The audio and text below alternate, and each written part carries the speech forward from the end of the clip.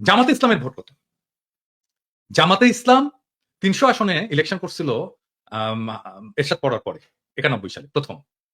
এখানে ভোট পেয়েছিল তারা ১২.৩% সম্ভবত। এবং ওই সময় যদি আমরা সমস্ত ইসলামপন্থী দলগুলোর ভোটগুলো দেখি, তাহলে আমরা দেখবো 14% এর মতো তারা ওই ভোটটা, এবং ওই ভোটটা ভালো ভোট হয়েছিল। হ্যাঁ, এবং 14% কিন্তু একটা খুবই সিগনিফিকেন্ট নাম্বার। এখন অনেকে বলেন 2%, 3% জামাতের ভোট, 4% নো। তারা সব আসনে নির্বাচন করেনি। তারা কিছু আসনে নির্বাচন করেছিল, ওইটাকে এক করে আমি ন্যাশনাল গড় করে বলি যে 3%, কিন্তু সবগুলো আসনে যখন করেছে তখন তার প্রায় 12.5% এর মতো ভোট ছিল। বিএনপির যে জরিপ, এটাতে দেখা গেছে যে জামাতের ভোট আসবে 31% এর মতো। এখন ধরে ছাত্রদের ভোট ওখানে কত আসবে? 5% এর মতো ভোট আসবে। তো আমরা যদি অন্য সমস্ত ফোর্স, বিএনপির বাইরে অন্য সমস্ত ফোর্সের একটা যদি লুজ অ্যালায়েন্স হয়, তাহলে বিএনপি একটা খুবই শক্ত প্রতিদ্বন্দ্বিতার মধ্যে পড়বে। এখন বিএনপি যেটা করছে যে ধরেন এই যে বিএনপির যারা এই অনলাইন অ্যাক্টিভিস্ট আছে তারা, বা অনলাইনে ফেসবুকে যারা লেখালেখি করে তারা গালাগালি করতেছে আমাদেরকে, সেটা আমি গাইড নেই না, কিন্তু তা তো না।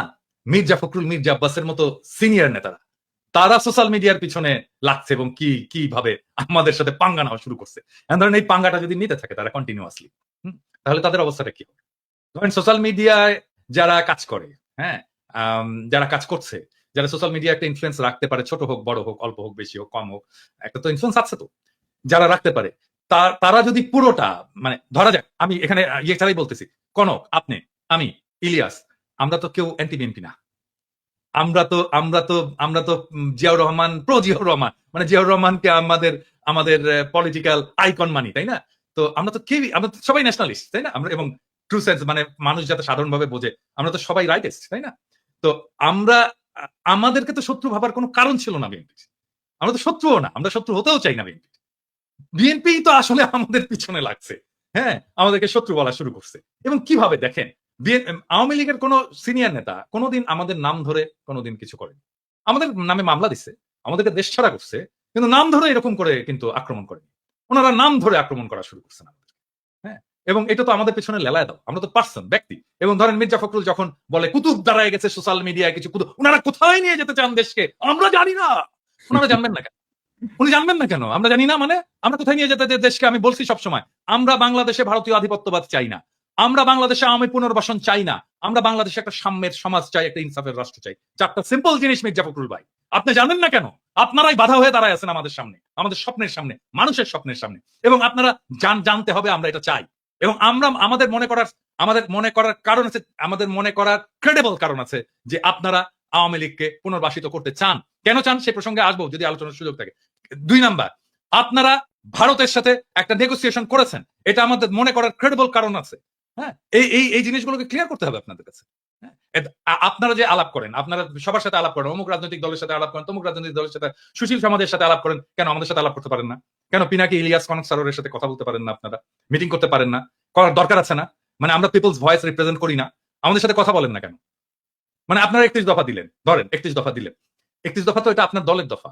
তো আমরা তো সেই সময় তো আপনাদের সাথে এলাই ছিলাম। আমরা তো একসাথে লড়াই করতেছি, আন্দোলন করতেছি। আমাদেরকে দেখাইছেন। আমি তো ডাক্তার, আমাকে তো দেখাইতে পারতেন যে ভাই 31 দফায় যে চিকিৎসা সংক্রান্ত যে জিনিসটা আছে, দাদা একটু দেখেন তো এটা ঠিক আছে কিনা। হ্যাঁ, দেখাইতে পারতেন তো। তাইলে তো আমাদের পার্টিসিপেশন থাকতো, আমরা ওন করতাম আপনার 31 দফাকে। কনক স্যার আপনি ওন করতেন, ইলিয়াস তুমি ওন করতা। তো আমাদেরকে ওন করার সুযোগ দিলেন না। আমি একই জিনিস বলবো আমি জামাতকেও।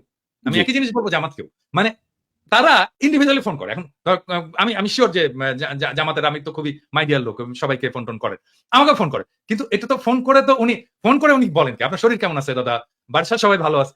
আমি তো শফিক ভাইয়ের কাছ থেকে এগুলো শুনতে চাই না। আমি শুনতে চাই পলিটিক্স, রিয়েল পলিটিক্স শুনতে চাই। হ্যাঁ, ব্যক্তিগত সম্পর্ক আপনার সাথে থাকবে, মানে আমরা যখন রাজনীতি থেকে বিদায় নেবো, অ্যাক্টিভিজম থেকে বিদায় নেবো, তখনও থাকবে আপনাদের সাথে, সেটা অসুবিধা নেই।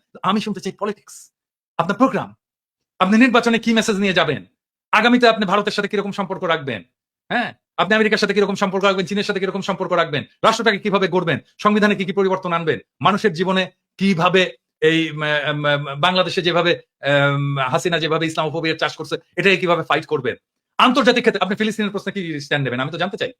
হ্যাঁ, এই জিনিসগুলো তো জানতে চাই। এই জিনিসগুলো আমাদের সাথে কথা বলার কথা। আমার তো ভাই বাংলাদেশে আমার তো কোনো ফাইন্যান্সিয়াল ইন্টারেস্ট নাই, আমার কোনো ব্যবসাপাতি নাই, আমার চাকরি বাকরি নাই, তাই না? ওইখানে তো আমাদের সকলের তাই না? আমাদের চাওয়া তো একটাই, বাংলাদেশের মানুষ ভালো থাকুক, দেশটা ভালো থাকুক, দেশটা প্রোটেক্টেড থাকুক। দেশের স্বাধীনতা সার্বভৌমত্ব প্রোটেক্টেড থাকুক, এটা আমরা চাই। এইটার জন্য আমাদের সাথে কথা বলতে অসুবিধা কোথায় আপনাদের?